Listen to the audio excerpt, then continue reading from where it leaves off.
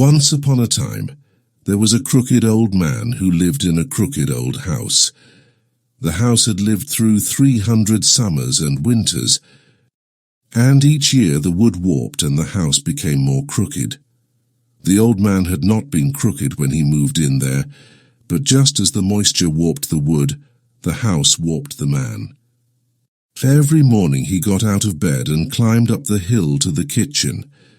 The floor had become so steep that he truly had to climb. He took 2 sharp hooks and pushed them into the floor and pulled himself up the hill.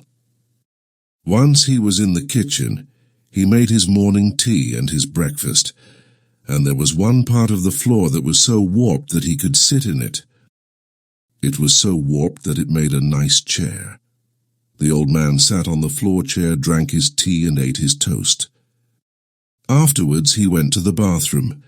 In order to get there, he went to the edge of the kitchen, put the climbing hooks in his pocket, and rode a zip line down to the end of the corridor. In the past he had rolled down the hill, but after hurting himself badly one time, he installed the zip line. A few times he had forgotten his hooks in the kitchen, and then it was awful, because he would have to climb the corridor with his hands. He remembered one particularly bad occasion when he was hungry, and it took him almost an hour to reach the kitchen.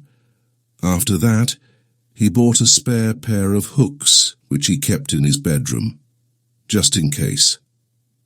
The bathroom was not as warped as the rest of the house, but it was the moistest part of it. When he walked into the bathroom, it was like walking into a jungle.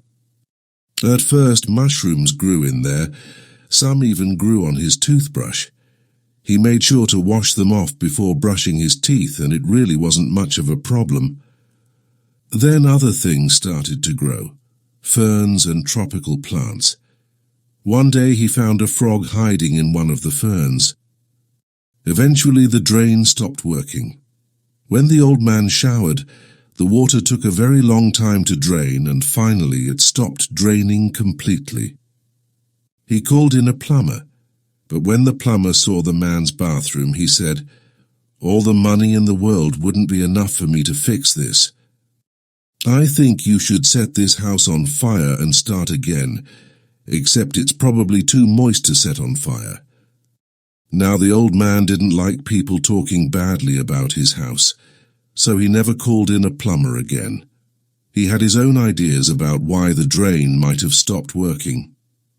Probably part of the floor warped and moved the pipes, but you couldn't do anything about warping.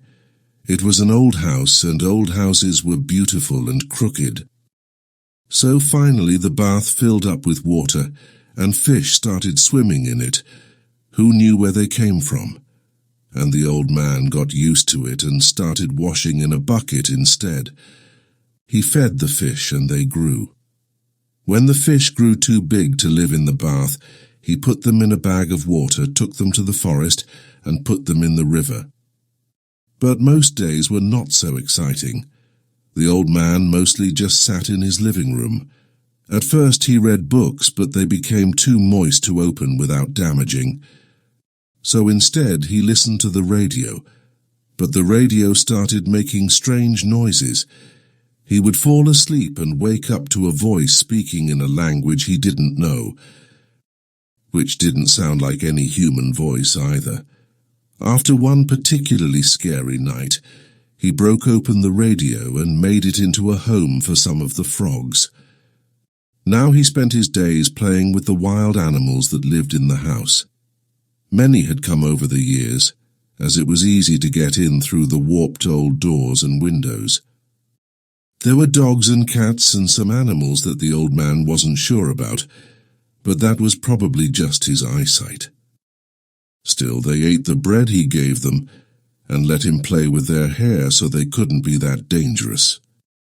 The old man thought that there was no better place to live than his old crooked house, but of course others did not agree. The plumber was not the only one who suggested he leave.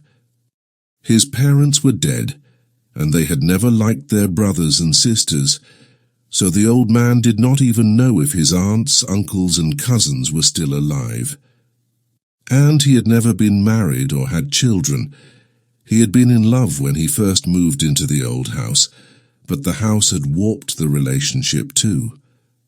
No, it was not family that tried to get him to move out.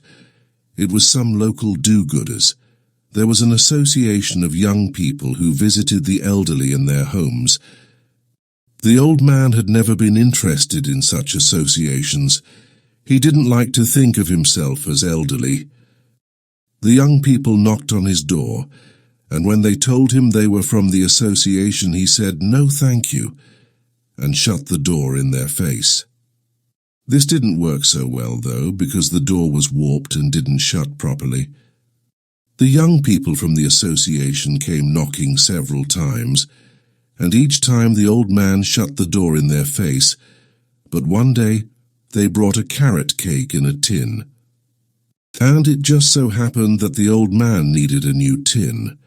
All his old tins had become warped like the house. He wasn't interested in the cake, of course.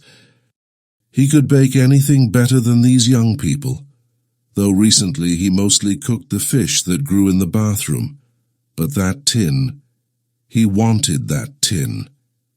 So he allowed them inside. At first they pretended to find the house charming, and said all sorts of things like, "It's so interesting how the floor goes up here," and "Her zip line indoors, wow, that's fun." He invited them into the kitchen for tea, but when they saw the climb, they said that was quite all right. "All right then," said the old man. Then he tied the cake tin around himself, took the climbing hooks off the wall, and started to climb. The next time the young people from the association visited, they didn't pretend to like the place. Instead, they said things like, "Are you really comfortable here? And you know there are homes you could live in with other people, and they cook and clean for you." "No, thank you," said the old man, grabbing the tin of chocolate cake they had brought. He hated to admit it, but their carrot cake had been very good. "If that's all you have to say, then don't come round here again." He thought for a moment. "Actually, you can bring cake. Just leave it by the door." "Oh no," said the young people. "We do love visiting you. Why don't we sit and have a cup of tea?" So they pretended to be comfortable on the sofa, surrounded by all the wild animals. It was very hard for them to pretend, because the floor under the sofa was so warped that they kept falling off.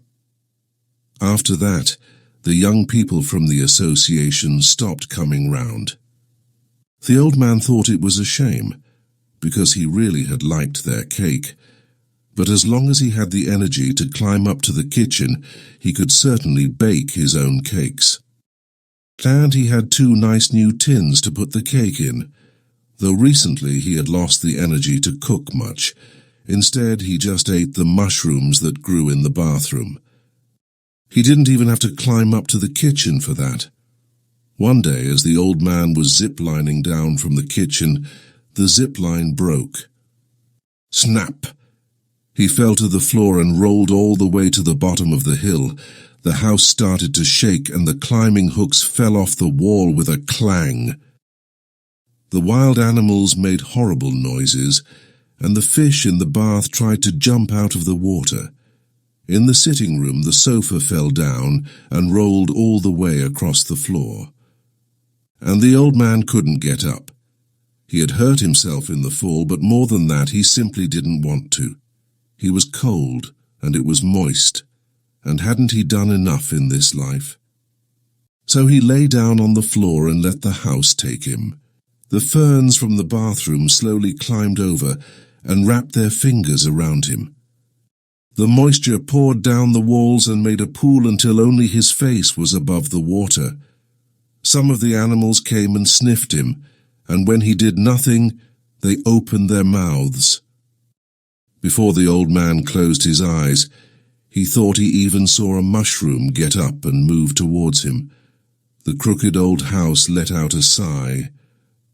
300 summers and winters was more than enough. The bones of the house started to break, and then in a few seconds the whole thing came down. The ceilings fell, the water rose, and before people outside knew what was happening, the ground had eaten the whole place up. For years afterwards, people spoke of the crooked old man who lived in the crooked old house.